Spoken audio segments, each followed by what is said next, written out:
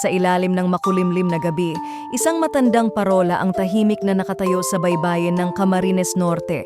Sabi ng matatanda, "Huwag kang lalapit dito kapag hating gabi." Isang malamig na hangin, tila may dalang bulong, ang bumabalot sa paligid. Isang barkong pumalaot noon, pilit na nilalabanan ang dilim ng dagat nang biglang mawala ang liwanag ng parola. Sa halip, tila mga aninong gumagalaw sa bintana, may mga matang nagmamasid mula sa dilim. Isa-isang nawala ang mga tripulante at natagpuan na lang ang kanilang bangka, walang laman, ngunit may mga bakas ng basang yapak na papunta sa parola.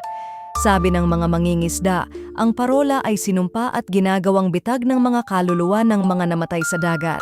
Tuwing gabi, may naririnig silang mahihinang iyak at mga yabag na umiikot sa paligid ng parola. Hanggang ngayon, walang nakakalapit dito matapos ang dilim. Totoo nga bang ang parola ay bitag ng mga nawawalang kaluluwa? O may mas malalim pang sikreto ang lumang gusali na hindi dapat tuklasin?